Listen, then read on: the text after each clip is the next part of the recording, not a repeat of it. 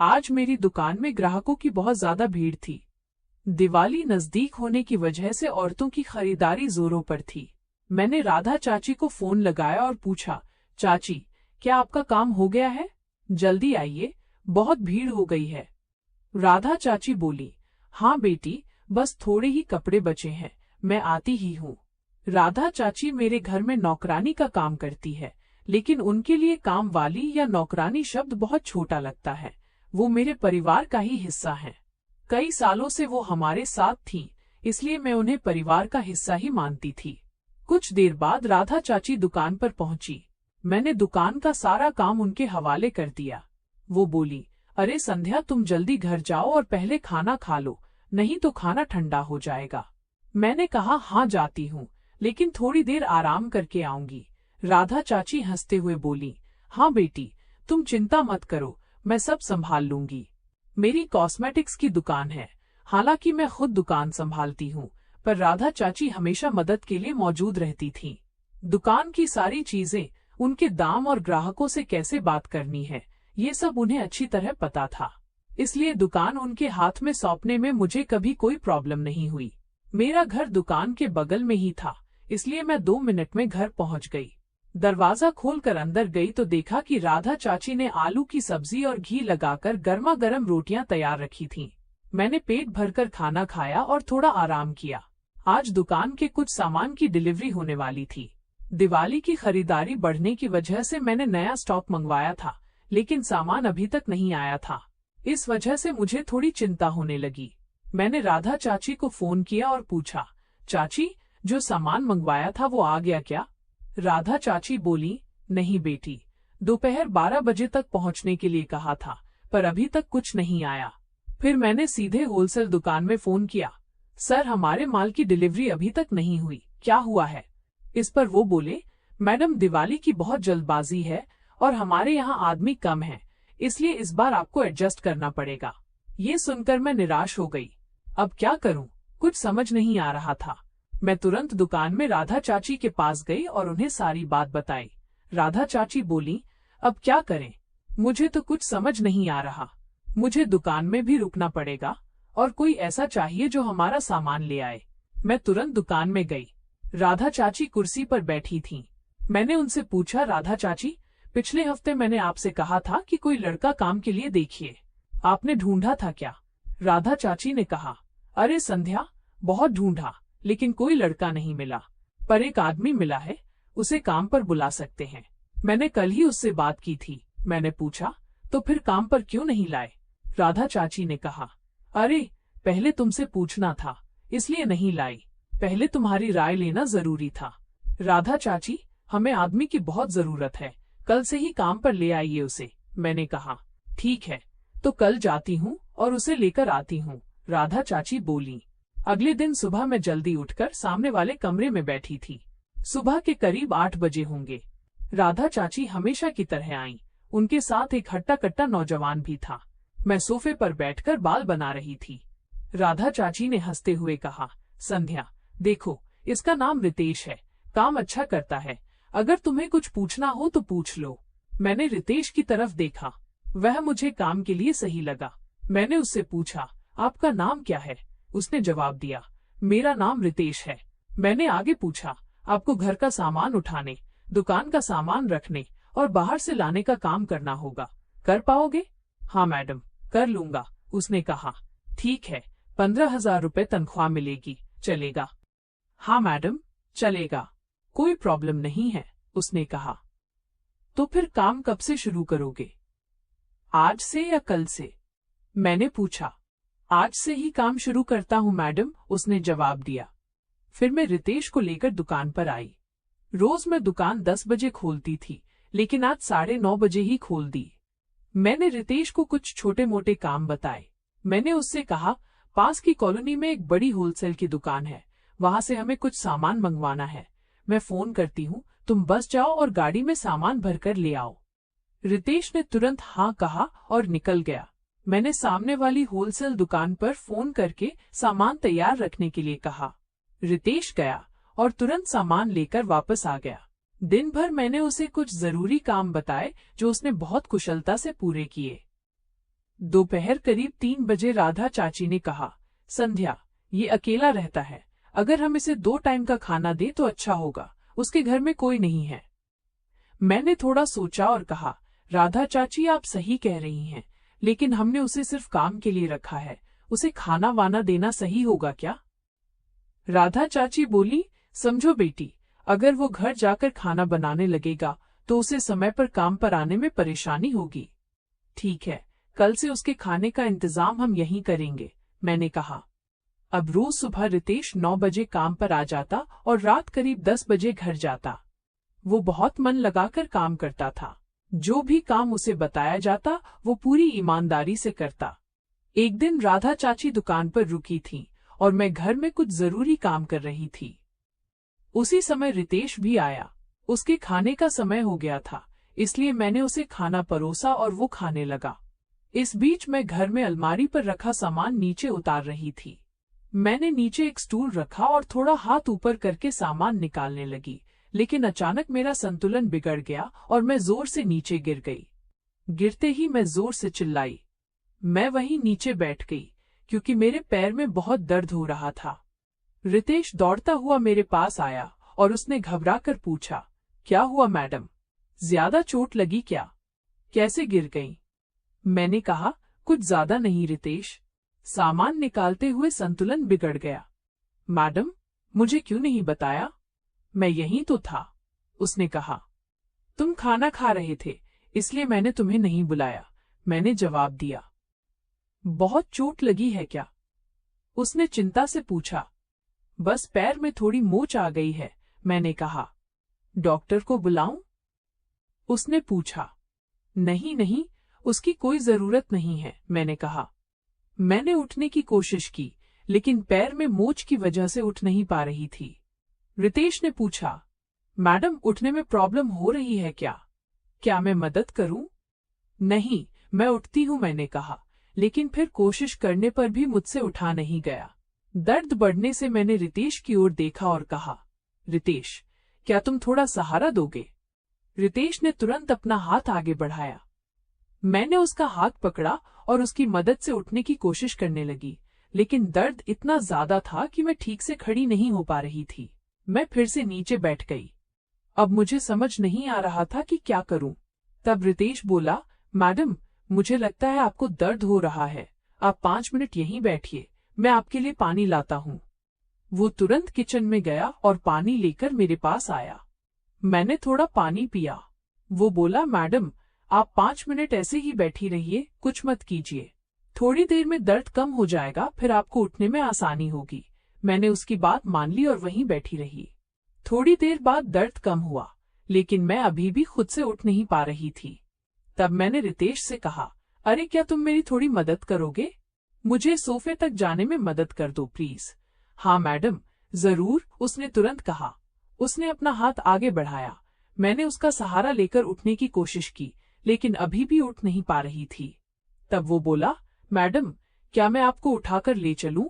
उसके इस सवाल से मुझे थोड़ा अजीब लगा, लेकिन उसके चेहरे पर चिंता दिख रही थी। मैंने कहा, नहीं नहीं, मैं कोशिश करती हूँ। मेरे मन में थोड़ी हिचकिचाहट थी, लेकिन उस समय मुझे उसकी जरूरत भी थी। मैंने कहा, ठीक है, मैं अपना हाथ तुम्हारे कंधे पर रखती हूँ, देखती हूँ हो पाता है या नहीं। वो नीचे झुका। मैंने अपना एक हाथ उसके कंधे पर रखा और उसने अपना दूसरा हाथ मेरी पीठ पर रखकर मुझे पकड़ लिया। उसकी मदद से मैं धीरे धीरे खड़ी हुई। मैंने अपना एक हाथ उसके कंधे पर रखा था। उसके कंधे का हल्का सा स्पर्श मुझे सुकून दे रहा था, लेकिन पैर के दर्द से मैं बेचैन थी। उसने अपना दूसरा हाथ मेरी पीठ पर हल्के से घुमाते हुए मुझे धीरे से अपनी तरफ खींचा। उस पल मुझे थोड़ी घबराहट हुई, लेकिन उसके स्पर्श में एक तरह का सुकून और सहारा महसूस हो रहा था। उसकी नजर मेरे चेहरे पर थी। अब तो उसके हाथों की पकड़ और भी मजबूत हो गई। आखिरकार मैं खड़ी हो गई, लेकिन मेरे पैर अभी भी कांप रहे थे। धीरे धीरे कदम उठाते हुए मेरा एक हाथ अभी भी उसके कंधे पर था। वो अपने एक हाथ से मेरी कमर के चारों तरफ हाथ लपेटकर मुझे संभाल रहा था, मानो उसे चिंता थी कि मैं चलते हुए गिर न जाऊं। उसके हाथों का वो मजबूत लेकिन कोमल स्पर्श मुझे हिम्मत दे रहा था। हर कदम पर उसके हाथों की पकड़ मुझे सहारा दे रही थी।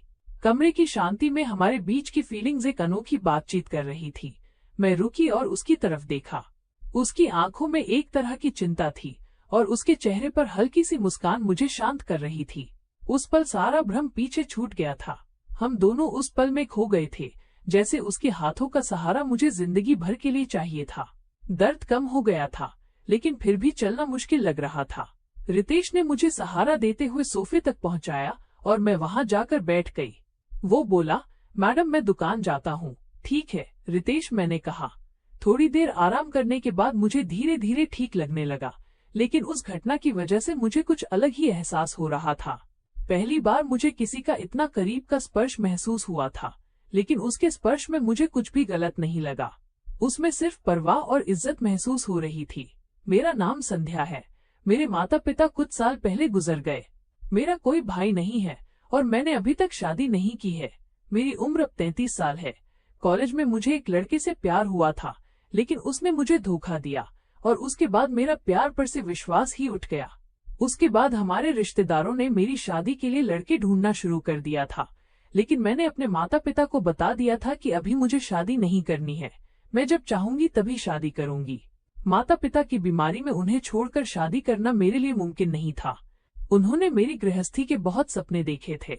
माता पिता के जाने के बाद मैं शादी करने के लिए तैयार थी, लेकिन मुझे मनपसंद जीवन साथी नहीं मिला।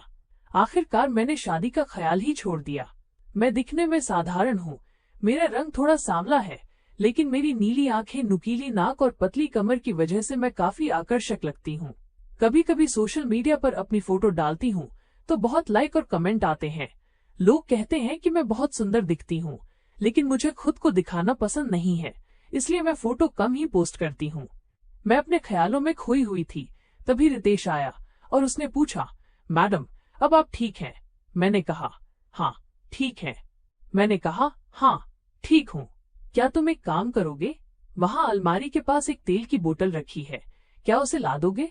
रितेश फौरन अलमारी के पास गया, तेल की बोतल लाया और मेरे हाथ में दे दी। मैंने थोड़ा सा तेल पैर पर रगड़ा, जिससे थोड़ा आराम मिला। रितेश वहीं खड़ा था और मुझे देख रहा था, लेकिन आज मुझे उसकी आंखों में कुछ अलग ही महसूस हो रहा था। पर वो क्या था, मुझे समझ नहीं आ रहा था। उस दिन मैंने घर पर ही आराम किया, जिससे पैर का दर्द धीरे धीरे कम हो गया। अगले दिन सुबह मैंने राधा चाची से पूछा, राधा चाची क्या ये रितेश आपकी जान पहचान का है? हाँ बेटी, वो हमारी गली में ही रहता है, उन्होंने कहा। अच्छा, तो उसकी फैमिली नहीं है क्या? उसकी शादी वादी हो गई है? मैंने पूछा। नहीं बेटी, उसकी अभी तक शादी नहीं हुई है, राधा चाची ने बताना शुरू किया। वो अपनी माँ के साथ रहता था। उसकी माँ को एक बीमारी थी। उनके इलाज के लिए वो बहुत मेहनत करता था, लेकिन आखिरकार वो नहीं रही। उसने अपनी माँ के इलाज पर बहुत पैसे खर्च किए, लेकिन माँ बच नहीं पाई और इसी वजह से उसे शादी के लिए समय नहीं मिला। फिर थोड़ा रुककर राधा चाची बोली, बेटी वो भी तुम्हारी तरह ही है। वैसे वो भी बहुत अच्छा लड़का है, लेकिन अब शादी की उम्र निकल गई है। इस उम्र में कौन लड़की देगा? पर क्या हुआ, आज अचानक उसके बारे में इतना क्यों पूछ रही हो? कोई खास वजह है क्या? राधा चाची ने सीधा पूछा। मैंने कहा, कुछ नहीं चाची, बस ऐसे ही पूछा। राधा चाची मुझे बचपन से जानती थीं। मेरी शादी हो जाए इसके लिए उन्होंने बहुत कोशिशें की थीं, लेकिन मैंने हमेशा मना कर दिया था। एक दिन दोपहर के समय मैं घर पर थी। राधा चाची और रितेश दुकान पर थे। मुझे एक काम के लिए रितेश को बुलाना था। मैंने राधा चाची को फोन किया और कहा, क्या आप रितेश को थोड़ी देर के लिए मेरे पास घर भेजेंगी? मुझे एक काम है। कुछ देर में रितेश घर आ गया। मैडम क्या हुआ, क्या काम है? उसने पूछा। मैंने कहा, कुछ खास नहीं, बस मुझे थोड़ा बाहर जाना था। क्या तुम मेरे साथ चलोगे? हाँ मैडम, जरूर, उसने कहा। मैंने अपनी स्कूटी बाहर निकाली और उससे पूछा, क्या तुम्हें स्कूटी चलानी आती है? हाँ मैडम, आती है, उसने कहा। ठीक है, तो तुम ही चलाओ, मैंने कहा। मुझे बाजार से कुछ जरूरी सामान लाना था। रितेश ने स्कूटी शुरू की और मैं उसके पीछे बैठ गई। हम कुछ दूर गए तो सामने चुनाव की रैली दिखी। वहाँ बहुत भीड़ थी, इसलिए रितेश ने स्कूटी रोक दी। मैडम इस रास्ते से नहीं जा पाएंगे, बहुत भीड़ है, उसने कहा। ठीक है, तो दूसरे छोटे रास्ते से चलते हैं, मैंने सुझाव दिया। रितेश ने स्कूटी घुमाई और हम दूसरे रास्ते से जाने लगे, लेकिन वो रास्ता बहुत खराब था, जिसकी वजह से स्कूटी पर बैठे हुए मुझे बहुत झटके लग रहे थे। रितेश बोला, मैडम संभल कर बैठिए। ठीक है, मैंने कहा और अपना हाथ उसके कंधे पर रखा और थोड़ा उसके पास सरक गई। मेरे हाथ रखते ही वो हल्का सा चौंक गया। मैंने पूछा, क्या हुआ? कुछ नहीं मैडम, उसने कहा। रितेश, तुम ठीक हो ना? मैं हाथ रख सकती हूँ ना तुम्हारे कंधे पर? मैंने पूछा। हाँ मैडम, कोई प्रॉब्लम नहीं है। उसका ये जवाब सुनकर मुझे बहुत अच्छा लगा। मैं उसके और करीब खिसक गई, इतना कि मेरे शरीर का स्पर्श उसकी पीठ से होने लगा। वो कुछ नहीं बोला, लेकिन मुझे महसूस हुआ कि उसे इसका एहसास था। हम बाजार पहुंचे, वहां से जरूरत का सामान लिया और उसी रास्ते से वापस चल दिए। वापस आते समय भी मैं उसके साथ वैसे ही बैठी थी। अब तो मैं उससे सटकर बैठ गई थी। सच कहूँ तो उसके पीछे बैठने पर मुझे बहुत अच्छा महसूस हो रहा था। घर पहुंचकर हमने सामान उतारा। रितेश सोफे पर आकर बैठ गया और तुरंत बोला, मैडम, मैं दुकान पर जाता हूँ। मैंने उससे कहा, रुको, मैं तुम्हारे लिए चाय बनाती हूँ। मैंने चाय बनाई और एक कप उसके हाथ में दिया और अपना कप लेकर उसके पास बैठ गई। हम दोनों साथ में चाय पीने लगे। रितेश मेरी तरफ देख रहा था, लेकिन कुछ बोल नहीं रहा था। उसका मुझे देखने का वो अंदाज मुझे बहुत अलग लगा। उसकी अपनी हद पार न करने वजह से ही मैं उसकी तरफ खींच रही थी। उसके ऐसे सीधे व्यवहार को देखकर मेरे मन में भी हलचल होने लगी। उस पल मैं खुद से पूछ रही थी कि इस सीधे साधे लेकिन जिम्मेदार इंसान में ऐसा क्या है जो मेरे मन को बहुत भा गया है। अगले दिन दशहरा था, इसलिए हम घर की सफाई और सजावट में व्यस्त थे। हमने राधा चाची को कुछ सामान लाने के लिए बाहर भेजा था और रितेश मेरी मदद कर रहा था। उसने कुछ जगहों पर फूलों की मालाएं लगाई थी। आज मैं अपने लिए गजरा लाई थी और उसे अपने बालों में लगाने की कोशिश कर रही थी, लेकिन लगा नहीं पा रही थी। रितेश बगल वाले कमरे में कुछ काम कर रहा था। मैंने उसे आवाज दी, रितेश, यहाँ आना। वो तुरंत मेरे पास आया और पूछा, क्या हुआ मैडम, कोई काम है? हाँ, क्या तुम ये गजरा मेरे बालों में लगा दोगे? मैंने पूछा। वो थोड़ा उलझन में और एकदम शांत होकर मेरी तरफ देखने लगा। मैंने उसकी तरफ देखकर हंसते हुए कहा, क्या हुआ, ऐसे क्यों देख रहे हो? कुछ नहीं मैडम, उसने मेरे हाथ से गजरा ले लिया। जब मैंने गजरा उसके हाथ में दिया तो मेरी उंगलियों का स्पर्श उसके हाथ से हुआ। मुझे उसके हाथ के बालों का एहसास हुआ। मुझे थोड़ा अजीब लगा, लेकिन बिना कुछ कहे मैं उसकी तरफ पीठ करके खड़ी हो गई। वो धीरे धीरे गजरा मेरे बालों में लगा रहा था। उस दिन मैंने ग्रीन कलर की साड़ी और ब्राउन कलर का ब्लाउज पहना था। रितेश मेरे पीछे खड़ा था। गजरा लगाते समय उसके हाथ थोड़े कांप रहे थे। मुझे ये महसूस हुआ। मैं मुड़कर पूछा, क्या हुआ रितेश, इतना क्यों घबरा रहे हो? कुछ नहीं मैडम, वो हकलाते हुए बोला। रितेश, कितनी बार बोला है तुम्हें कि मुझे मैडम मत बोलो, मुझे संध्या कहो, समझे? मैंने कहा, हाँ हाँ ठीक है संध्या। उसकी आवाज अभी भी थोड़ी लड़खड़ा रही थी। क्यों घबरा रहे थे? मैंने पूछा। संध्या, पहली बार मैं किसी औरत के इतने करीब आया हूँ, इसलिए मुझे थोड़ा अजीब लगा, उसने साफ साफ कहा। उसकी सीधी बात सुनकर मैं थोड़ी हैरान हुई, लेकिन मुझे उसकी ईमानदारी बहुत अच्छी लगी। वो गजरा ठीक से लगाकर बोला, हो गया। मैं तुरंत उसकी तरफ मुड़ी। उसके चेहरे पर उलझन साफ दिख रही थी। वो मेरे बिल्कुल करीब था और मुझे उसकी आंखों में प्यार महसूस हुआ।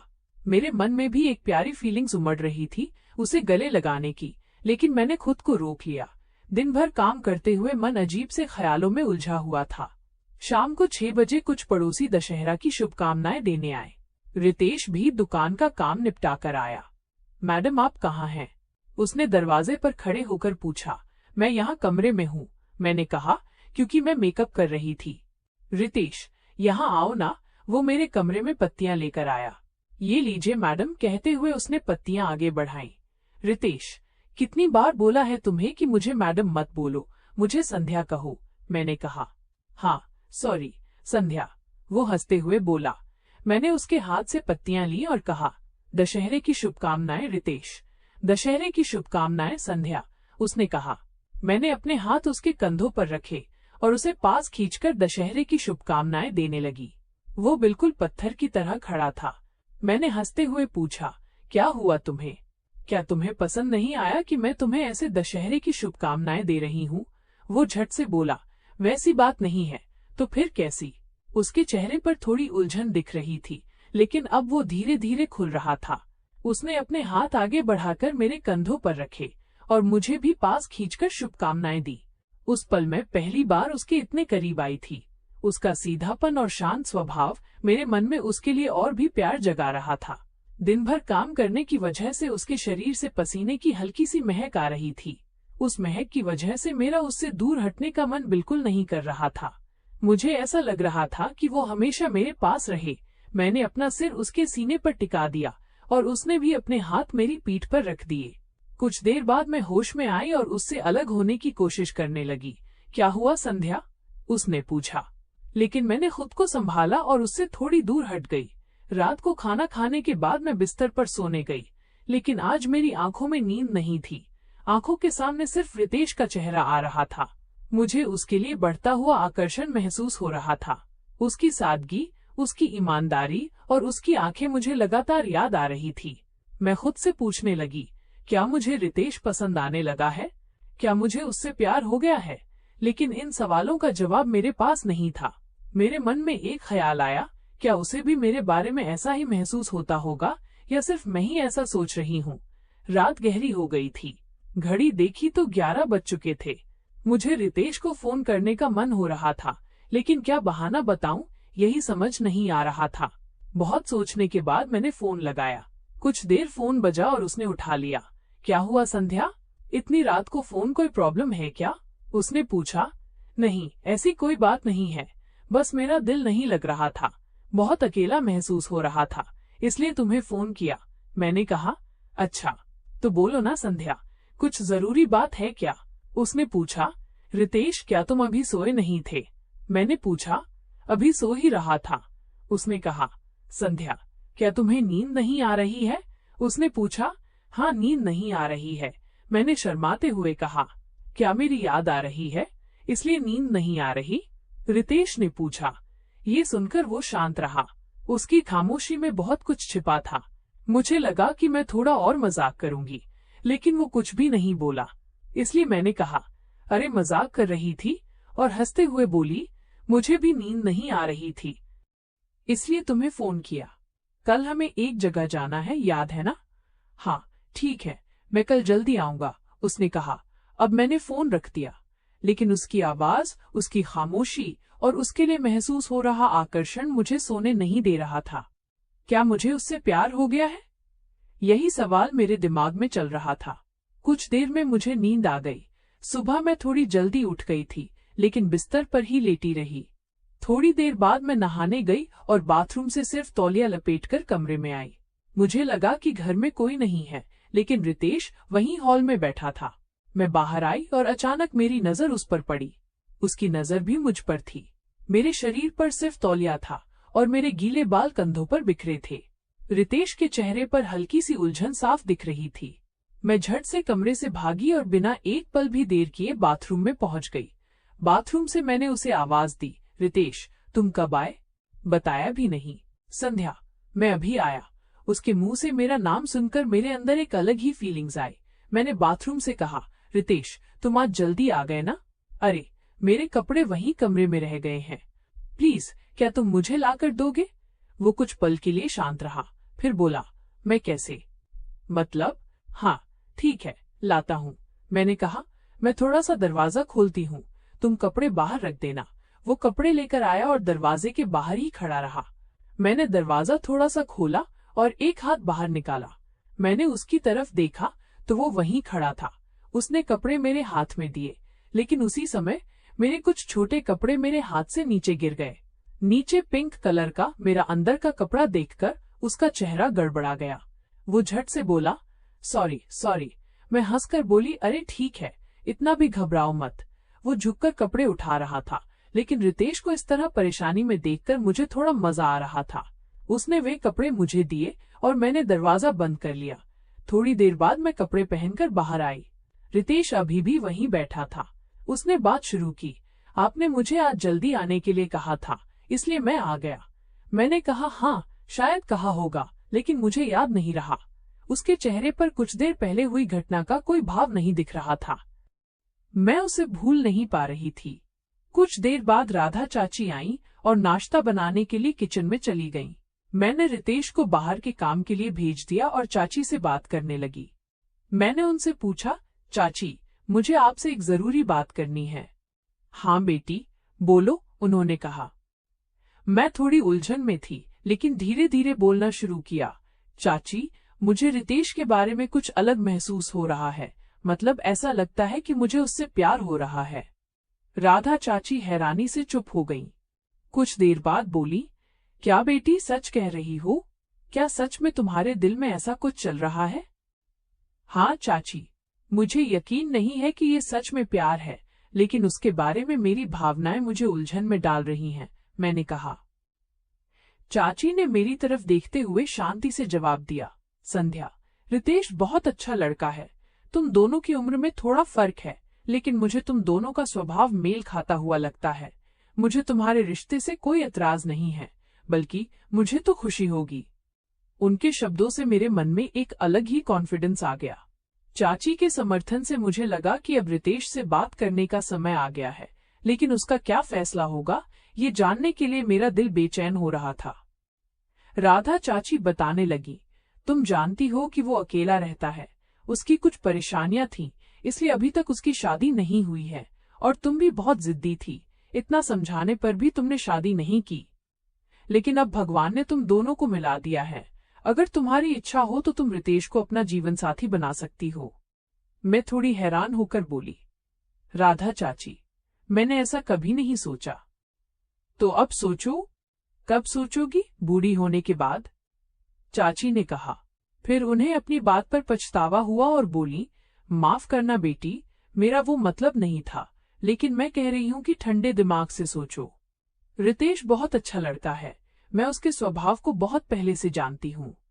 मैं बोली, चाची, आपकी बात ठीक है, लेकिन आप एक बार उससे बात करके तो देखिए। राधा चाची हंसते हुए बोली, हाँ बेटी, मैं उससे बात करती हूँ। उन्होंने तुरंत रितेश को फोन किया। फोन पर राधा चाची ने उससे साफ साफ पूछा, रितेश, तुम्हें संध्या कैसी लगती है? रितेश कुछ देर चुप रहा, फिर बोला, चाची, मेरी और संध्या की कोई बराबरी नहीं हो सकती। वो हर मामले में मुझसे बहुत बड़ी हैं, मैं उनके सामने कुछ भी नहीं हूँ। राधा चाची ने सख्ती से कहा, ऐसा कुछ मत कहो रितेश, तुम दिल के बहुत अच्छे हो। बस मुझे इतना बताओ कि क्या तुम संध्या को अपनी पत्नी के रूप में स्वीकार करोगे? अब कोई पर और लेकिन मत बोलना, बस हाँ या ना में जवाब दो। कुछ देर बाद रितेश बोला, चाची, जो आपको सही लगे वो मुझे मंजूर है। उसके इस जवाब से राधा चाची बहुत खुश हुई और उन्होंने हमारी शादी तय कर दी। हमारी शादी बहुत ही साधारण तरीके से हुई, जिसमें सिर्फ कुछ करीबी रिश्तेदार मौजूद थे। रितेश अब मेरा पति बन चुका था। शादी के 2-3 दिन कैसे गुजरे पता ही नहीं चला, लेकिन आज मेरी सुहागरात थी। मेरे मन में बहुत सी शंकाएं थीं। मैं उम्र से भले ही परिपक्व हो गई थी, लेकिन कभी किसी मर्द के इतना करीब नहीं आई थी। राधा चाची ने मेरे कमरे को बहुत अच्छे से सजाया था। बिस्तर पर गुलाब की पंखुड़ियां बिखरी थीं। खुशबूदार फूलों से कमरा बहुत ही महक रहा था और सुंदर लग रहा था। राधा चाची ने दूध का गिलास मेरे हाथ अंदाज में बोली, बेटी, तुम समझ गई होगी कि ये गिलास किस लिए है। इतना कहकर वो हंसी और कमरे से बाहर चली गईं। मैं कमरे में आराम से बैठकर रितेश का इंतजार कर रही थी। मेरे मन में ख्यालों, शंकाओं और एक अजीब सी खुशी की भीड़ उमड़ रही थी। बार बार मेरी नजर घड़ी पर जा रही थी। हर पल बहुत मुश्किल लग रहा था। ठीक 9:35 पर दरवाजा धीरे से खुला। रितेश अंदर आया। उसने जो सुंदर शेरवानी पहनी थी, वो उसके व्यक्तित्व को और भी प्रभावशाली बना रही थी। वो बहुत ही शांत तरीके से एक एक कदम बढ़ा रहा था। उसका शांत लेकिन रौबदार अंदाज मुझे अच्छा लगा। आज वो बहुत ही आकर्षक लग रहा था, जैसे मेरे सपनों का राजकुमार असलियत में मेरे सामने खड़ा हो। उसे देखते ही मैं थोड़ी शर्मा गई और झट से बिस्तर पर सीधी बैठ गई। अनजाने में मैंने अपने पल्लू से अपना चेहरा ढक लिया।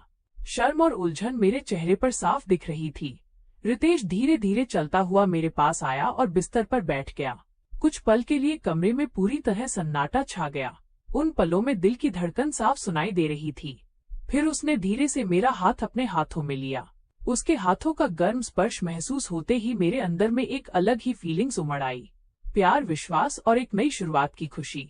उस स्पर्श ने मानो मेरे मन के सारे सवाल मिटा दिए और उस पल मैंने खुद को पूरी तरह से उसके हवाले कर दिया। दोस्तों, इस कहानी का अगला भाग मैं एक नए वीडियो में विस्तार से बताऊंगी। अगर आप अगला भाग सुनना चाहते हैं तो चैनल को सब्सक्राइब करें और इसके लिए कमेंट बॉक्स में अपनी राय जरूर दें। धन्यवाद।